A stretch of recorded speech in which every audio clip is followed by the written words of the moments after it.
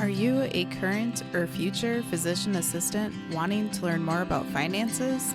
Then join me on this journey to become a PA the FI way. Hi, my name is Kat, and I'm a practicing certified physician assistant who will be your host. It took me 5 years after I started practicing medicine as a PA to thoroughly dive into my personal finances after I discovered the concept of financial independence.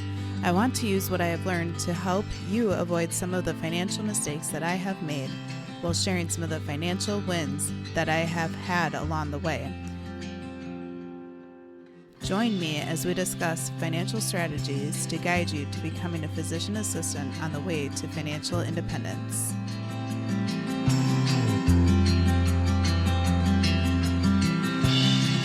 Welcome back to the PA the FI Way podcast. I'm your host, Kat, and this is the podcast where I help to teach PAs and other healthcare professionals about financial independence, career optimization, and treating and preventing burnout. When this episode is scheduled to air, I will be in the city of Nashville for the AAPA conference, and I'm really looking forward to it. So if you run into me during one of the CME lectures or another one of the events there, please definitely say hi. I would love to meet with you and chat with you about what you have found helpful or what could help you for the future as well. I'm planning on attending the AAPA conference with a couple of former colleagues and really good PA friends. And I'm also looking forward to catching up with other PAs from Minnesota as well as PAs throughout the whole country at the conference.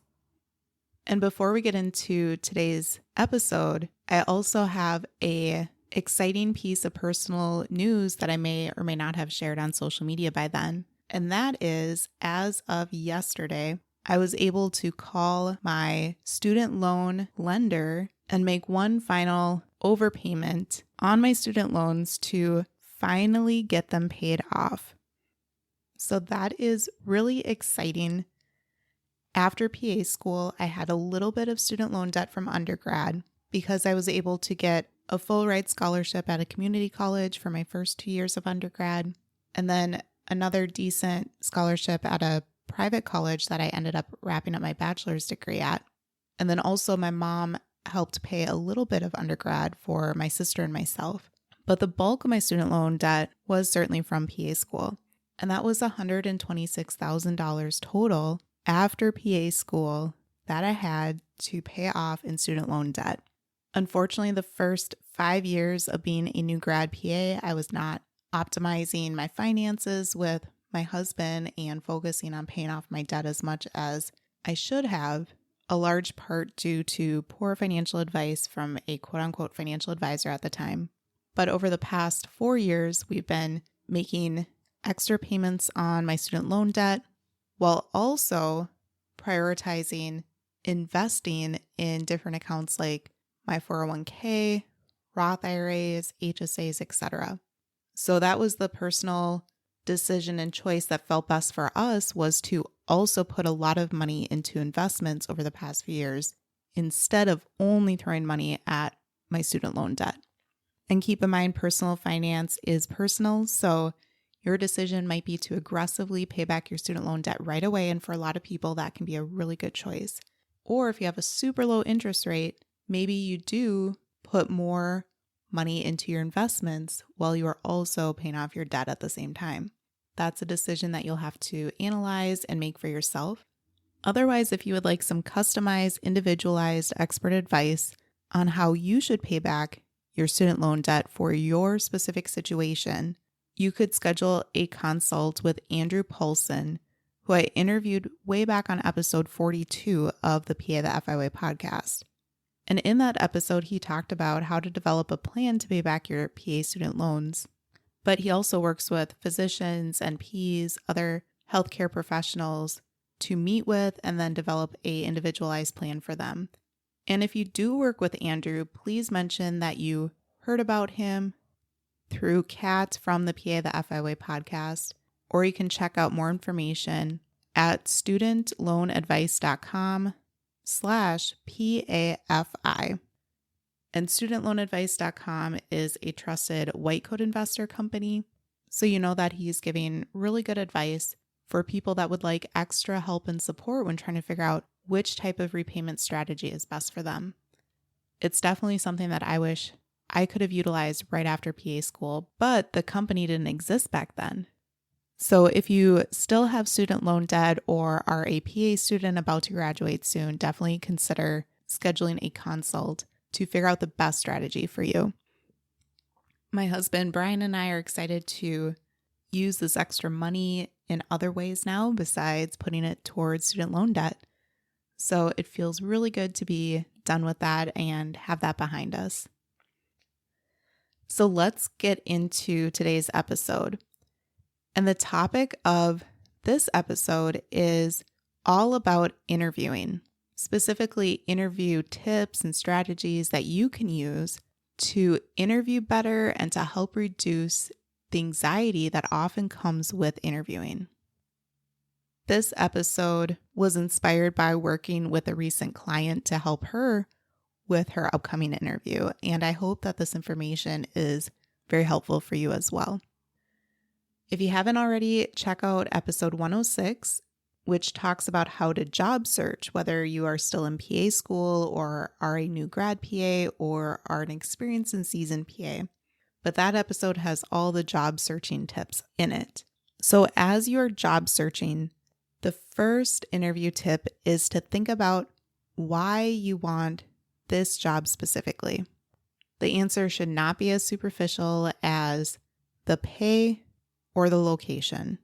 Those things are great, but why do you want to work for this company? Why will this role be a good fit for you? When you have a strong why, that will help you during your interview. And then throughout the whole interview, it's really important that you are not only focusing on what you can do as a PA or other healthcare professional. You don't want to only focus on your skills.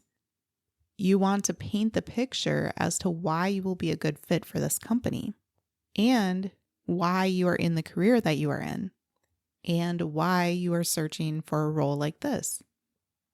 The next tip is during the interview, I recommend that you think of it as having a conversation or a meeting between you and the potential future employer. Don't think of it as this high pressure interview. Think of it more as a conversation or a meeting. I want you to go into the interview with a smile and joy and excitement to see if you and the employer will be a good fit. And again, think about why you are excited for this job in particular. The next interview recommendation I have for you is to take your time answering each question like it's the only one they will ask. So many people will go into an interview and rush through their answers. When you give a rushed answer, that both exudes that you are nervous, but it also can imply that you are not that confident when you are giving really rushed answers. I also encourage you when you're answering their questions to make sure that you're answering it in full. Don't answer the question only partially, thinking that they're going to ask follow-up questions or ask a different question for more clarification later into the interview. Answer the question deliberately and thoroughly. When you do those things, it will help you to have a solid answer to their question without rambling. During the interview, I also want you to give specific details and specific examples. So, for example, a very common interview question is, tell us about your strengths. I don't want you to say, I am a compassionate PA, or I'm an efficient, productive provider. Instead, I want you to say, I really like to demonstrate empathy and compassion towards my patients. For example, if a homeless patient visits me in the ER, I will often make sure that they get a sandwich or a warm blanket to help them feel a little bit more comfortable, because you are showing a specific example about how you are providing care to your patients and demonstrating those great qualities. And if you want to say that you are an efficient or a quick provider in a specialty that can be important in, for example, urgent care or things like that, you can say, I average seeing so many patients per hour. while still making sure that I'm thorough and detailed enough to not miss anything. Those details and specifics not only drive the point home that you're trying to demonstrate to the people who are interviewing you, but they also help you stand out compared to the other people that they're interviewing too. It's also super important throughout the whole interview that you are telling your story specifically. You need to be able to market yourself. And one of the best ways to do that is to tell your story. So for example, a question that you almost guaranteed to be asked during an interview is the question, tell me about yourself. Many people feel as though that question thinks that they should run through their whole resume and list out all of their experience and where they worked and what years they were there, etc. You can mention a few of those details, but that's not the opportunity that question really is getting at. The people who are interviewing you instead are wanting to understand who you are as a person. So you could talk about why you feel like you'd be a good fit for this role, what you value in life, what motivates you in life, what type of value you will bring to the clinic or the hospital, and different unique things that will help you stand out. You can include things like your accomplishments, whether they are professional accomplishments in your career or whether they are personal accomplishments. You can even include things like your failures. Maybe you failed pants, or maybe you had another type of failure. If you share about a failure, it's really important to share about how you overcame that failure. And that can show vulnerability, but it can also help your potential future employer show that you can overcome tough, challenging things that happen inevitably in life. You can talk about experiences that you've had in life. You don't have to talk about your family. That's a question that they're not supposed to ask you during an interview. But if family is a huge part of your life and you want to talk about them, then that can show that you are close to your family as well. So keep in mind you're trying to share your life story. People like to work with others that they know, that they like, and that they trust. Sure, many large organizations also really care about performance and productivity, and many small organizations care about the numbers as well because they want to feel as though you will help them make money, because medicine is a business too. It's not just about helping people. There are a lot of cons to that, but there are some pros to that as well. But even if you are the highest performing healthcare provider, if they don't feel like they can trust you and that you have good qualities like being compassionate, empathetic, a kind and decent human being, then they probably won't really trust you that much, nor will want to hire you to work with them. Your resume likely talks about a lot of different hard skills that you have as a provider, whether you have procedural skills, can suture, can manage complex patients. You might have EMR skills. Maybe you can speak another language and interpret for your patients. Those things are important, but during the interview, it's really important to highlight your soft skills. Show that you are a team player with some of the stories that you tell. Talk about how you can stay on time if efficiency is one of the skills that you have throughout your day. Show about how you can work together to resolve conflict, either with your patients or with clinical support team like nursing team, MAs, or admin staff, or your supervising physician. Some of the questions that they may ask are things like, tell us about a time where you and your supervising physician did not see eye to eye about how to treat a patient, or tell us about a time where the patient did not agree with the treatment recommendations that you had for them and how you tried to resolve some of that conflict. You can share about how you are a leader. All of those good qualities, make sure that you're trying to give exact specific details and share your story to help demonstrate those great skills during your interview. The next tip that I have for you is to be confident in your experience, whether that is your previous healthcare experience before PA school, or your rotation experience, or if you are an experienced PA that has worked in several different specialties, I highly encourage you to be confident and almost proud of all that experience that you can bring to this role. Don't downplay any of your achievements or your experience. Show that you are highly qualified for this position. Remember, if they invited you for this meeting or interview, then they are interested in hiring and working with you specifically. So show them why you're a great candidate for this job. Before the interview, it's recommended that you thoroughly read the job description and look at those key requirements of the role to understand what they are looking for. Use that information to highlight how you'll be an excellent fit for this role. So you don't want to just verbalize word for word what the job description says, but instead, again, use specific examples or stories about how you have those qualities of what they're looking for. I also want you to research the company and the clinic or hospital online by looking at their website, read about their culture and their mission statement, read about them or about the providers that work there. I also want you to research them on social media. Did they have a recent event that they did or an upcoming event that demonstrates part of their mission? You can also use LinkedIn as a good resource to learn a little bit more about the company as a whole.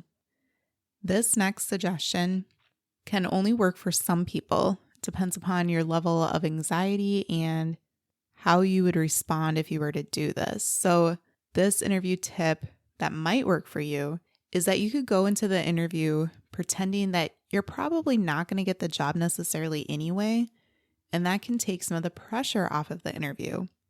And instead, look at it as you're going to do the absolute best you can and that you're using it as practice for future interviews.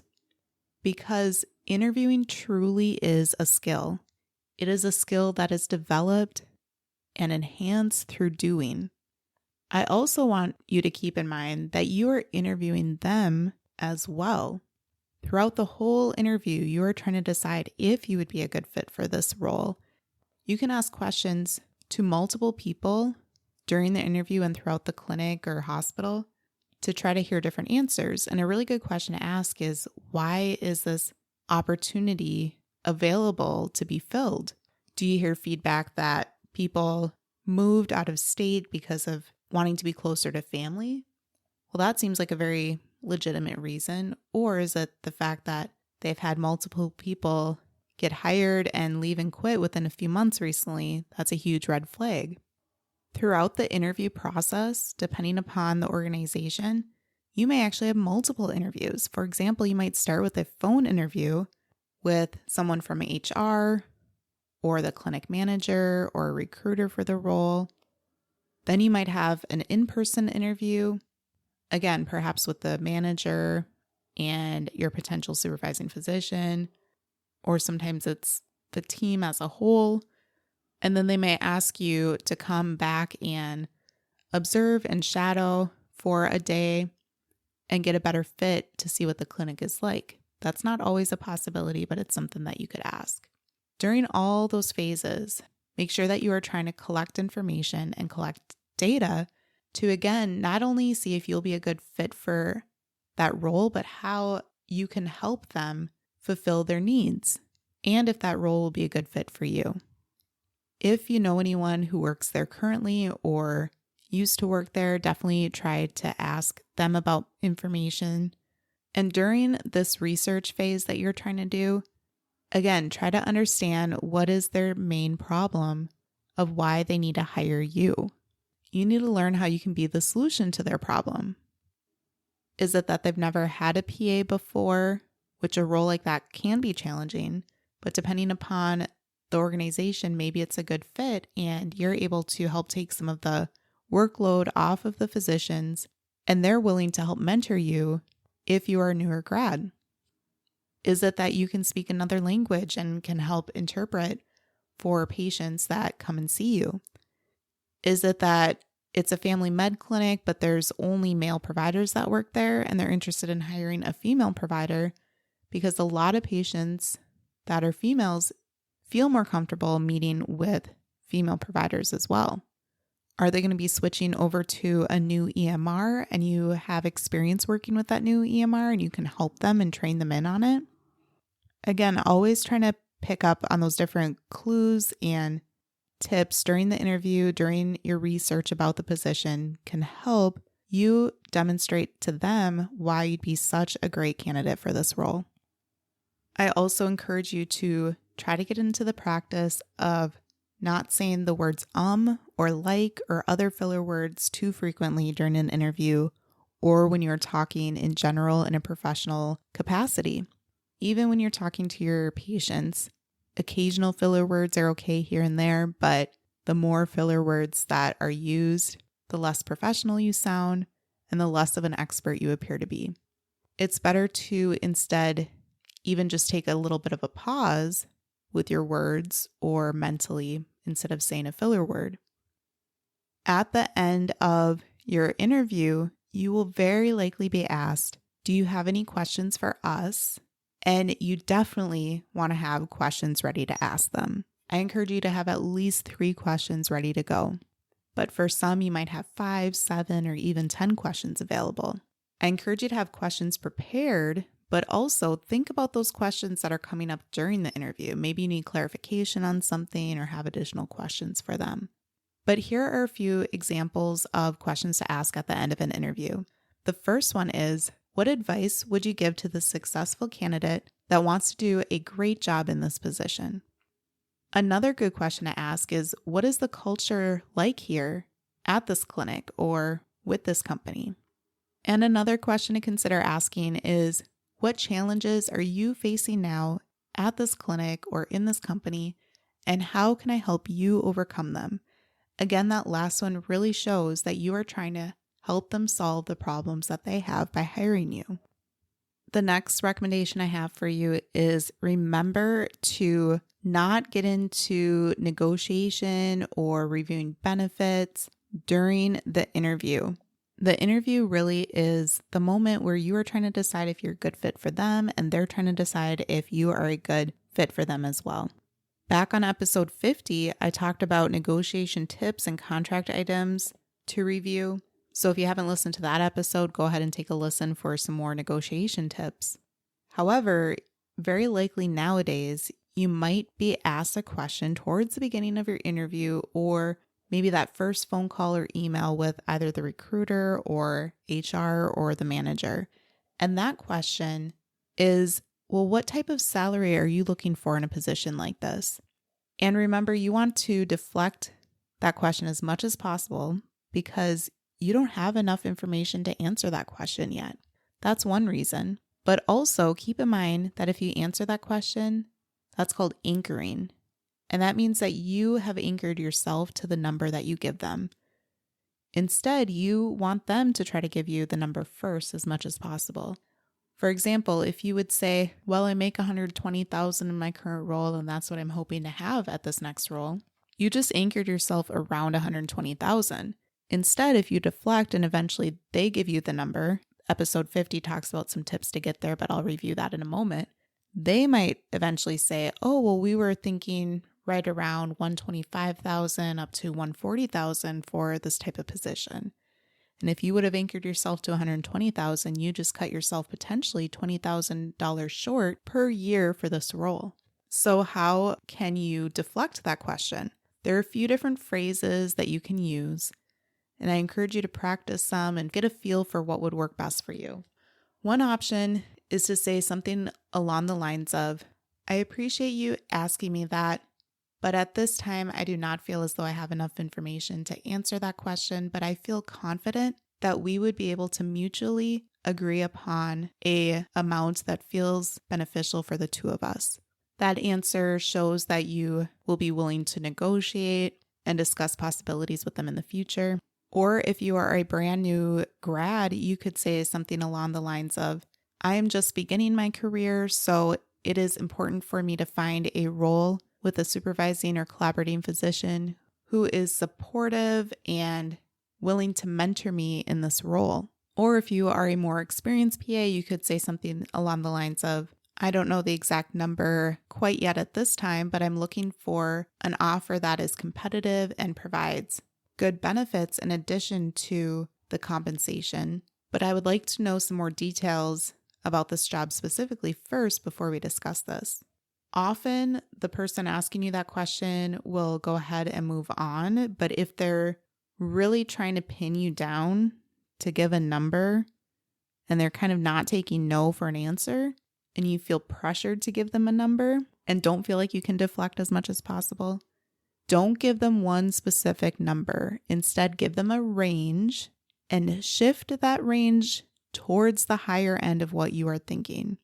So let's take 120,000 for example. If you feel like that's competitive for your area and the specialty, and you're currently at 120,000 and you would not be happy with less, well, you don't want to say my range is between 110,000 up to 130,000, right?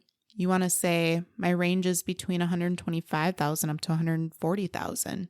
You can use the AAPA salary report to get a little bit better of an idea of what's comparable for the specialty in the area that you are looking at. You can talk to other PAs online through different groups or forums, or if you know anyone in that role and they're willing to share that information with you, that can be helpful as well. And to help you with interview anxiety, being prepared is super helpful. And that preparation can include listening to this podcast episode.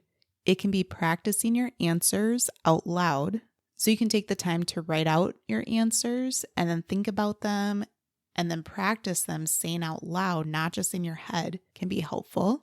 You don't want your answers to sound too rehearsed though, so that is a fine line. Another way to help with your interview anxiety and feel more prepared for your interview is to have a mock interview. For example, I had a recent client that we took one coaching session to review different interview strategies for her specifically. And then we took another coaching session to go through a mock interview where I would ask different common interview questions and she would practice saying some of her answers and I would provide feedback. So if this sounds like something that would be helpful for you, either as a new grad PA or another healthcare professional or an experienced PA or provider that has worked for many, many years and you just want a little bit more guidance and confidence to help with your upcoming interview, I'd be happy to work with you. You can head over to pathefiway.com and check out the coaching tab, or you can send me an email directly to pathefiway@gmail.com. If you're on the fence about it as well, I offer free 15-minute calls, whether video calls or phone calls, to discuss if we would be a good fit for each other too. So please reach out because I'd be happy to try to help you in your career so you are able to maybe get a job that's a better fit for you to help prevent burnout or recover from burnout if you are feeling burnt out, or get a job that is a higher pay with better compensation and benefits overall to help you reach financial independence sooner. For those of you going to AAPA, I'll see you there. Otherwise, I'll see you back here soon.